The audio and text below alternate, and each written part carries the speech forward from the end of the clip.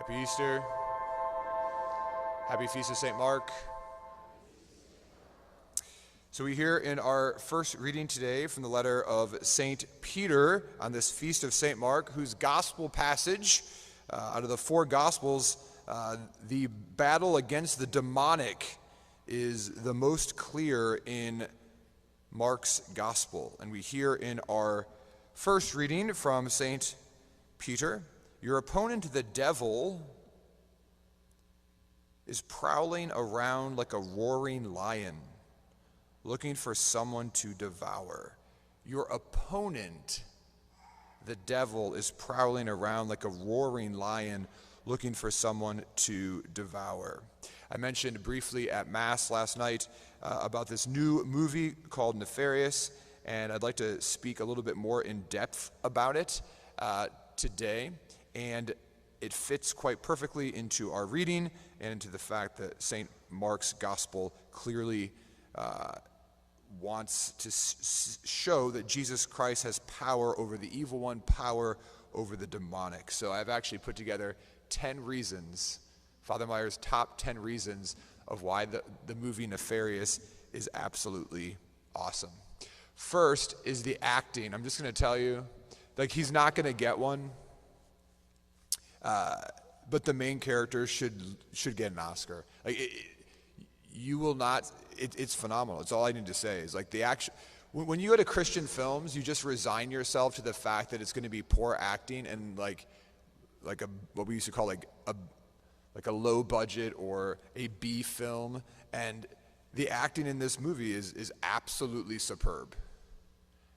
And some of the exorcists that have commented on the film talk about how the man who is possessed in this film, like his manifestation of what's taking place, is spot on.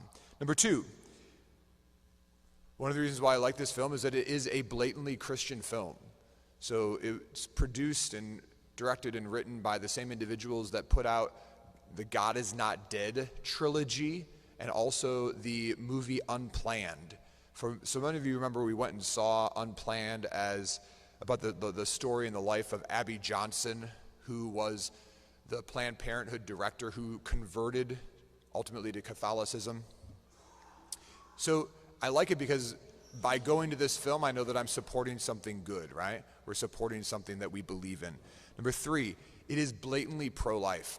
So I need to tell this story about when I went to the movie on Sunday night. I brought these 4 college students, and we showed up and we saw the previews, which I would just say, like, don't show up 10 minutes late so you don't have to see any previews, because previews are toxic and it's a rated R film, so every preview that they show you is terrible.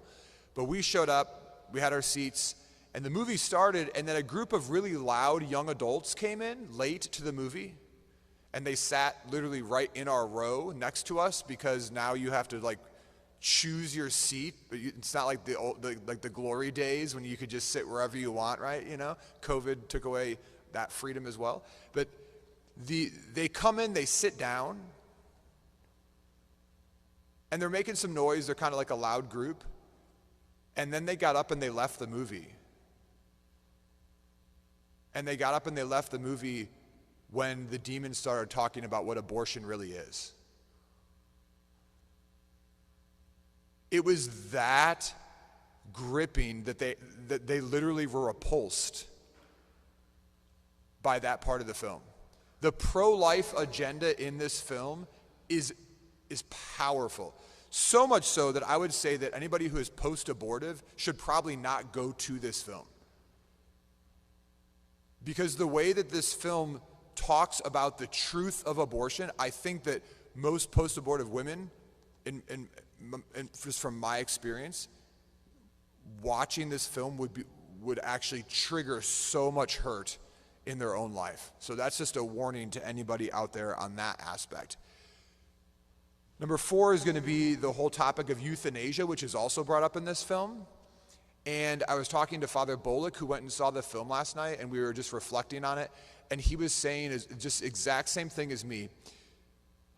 So him and I have just like this unique perspective being priests who deal with death on a regular basis and watch families struggle through death and watch families get divided so easily on the care of elderly parents.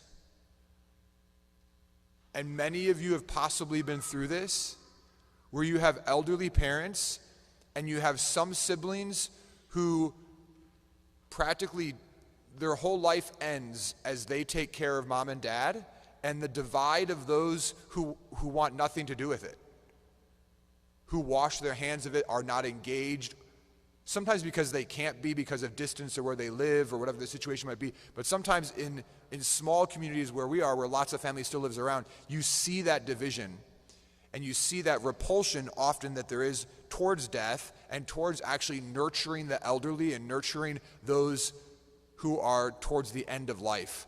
And that topic is blatantly brought up in this film because the co-star ultimately killed his mom. And that is brought up in the film.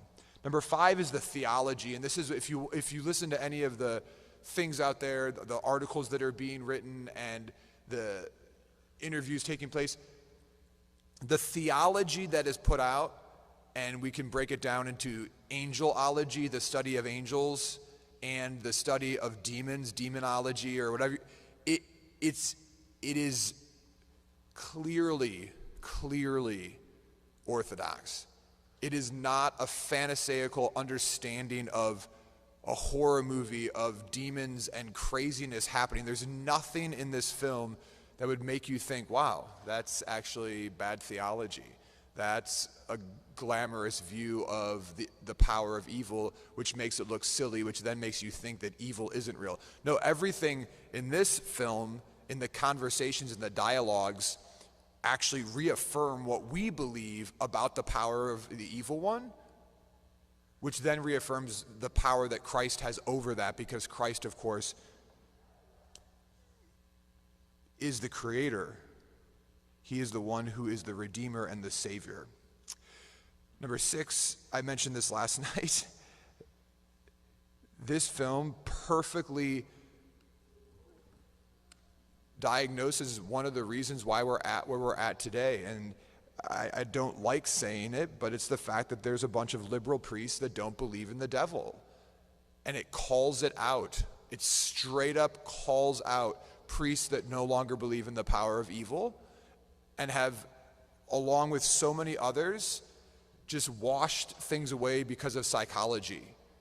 And the priest who enters into dialogue with the demon, like, you realize very quickly what happens. What's really powerful in the film is that when the priest walks into the room, the demon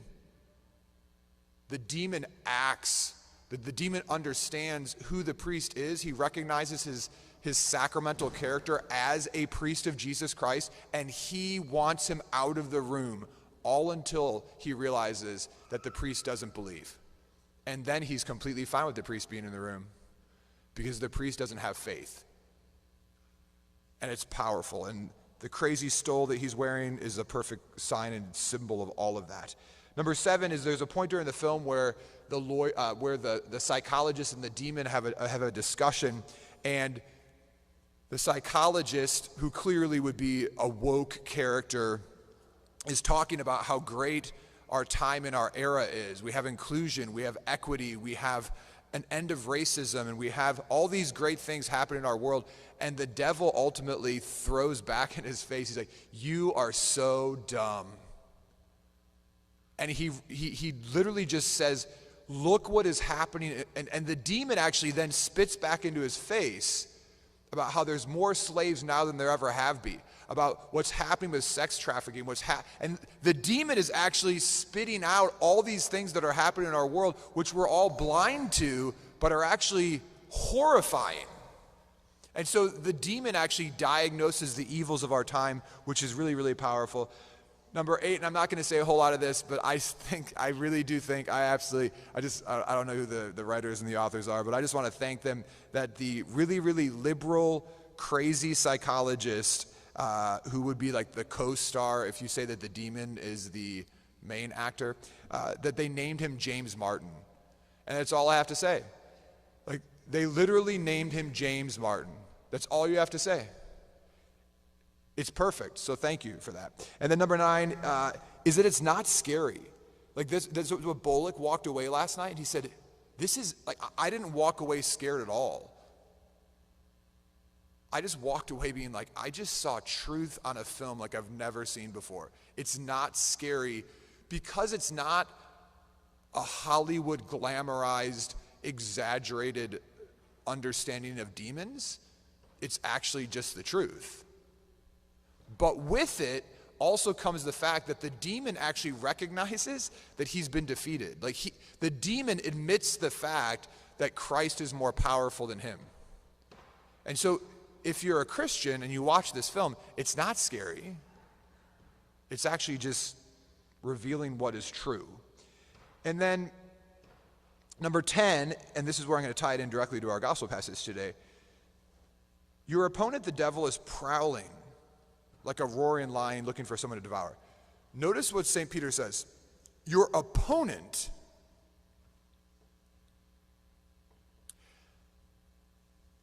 At East Central High School, like the locker rooms are being redone or something. I don't even know. But anyways, I'm now in a different locker room with the coaches. And so now I'm in the coaches' locker room with the football coaches and the baseball coaches and the basketball coaches.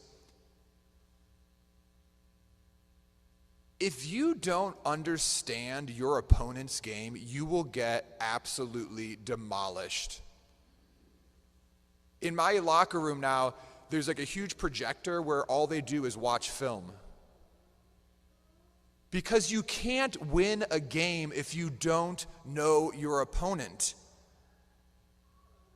And one of the reasons why I think this film is really profound is because, like the screw tape letters of C.S. Lewis, it lays out the plan of the opponent. And if we're going to fight Satan, if we're going to fight the world, and if we're going to try to live our faith, we need to know who we're up against and what his plan is. And his plan is death. And his plan is abortion. And his plan is euthanasia. And his plan is immorality. And his plan is lies. And his plan is darkness. But if we don't understand that, if we, like many people, just think that, oh, it's just a great little life that we live. No, you need to know the plan of the opponent if you're going to fight against it. One of the things that I love to say all the time is that we as Christians need to have an offense. We need to stop just defending the faith. We need to stop defending our principles. We need to start actually having an offense. But you can't have an offense if you don't know what their defense is against you. And so as St. Peter says, your opponent, the devil, is prowling, not your friend. Your friend isn't, this isn't like two friends playing basketball. No, this is your opponent who hates you and wants to destroy you and have you kill yourself or kill other people. Like that's the opponent, right? And so we need to, and he's prowling like a roaring lion. He's not, a fairy skipping through a field with butterflies. He's a roaring lion who wants to devour you. And so I just want to encourage you to consider watching the film. As I said last night, we're blessed because the relationship that we have with our local movie theater. We will have it on Monday the 8th, and they're going to try to have it here that weekend as well. We'll see what happens, but more information will be coming. But if you're able to see it before then, please do, because it's a Christian film. We should support these things, but also because of all these other reasons, which are powerful for us to know who our opponent is and to be able to live that faith to the full. Please stand.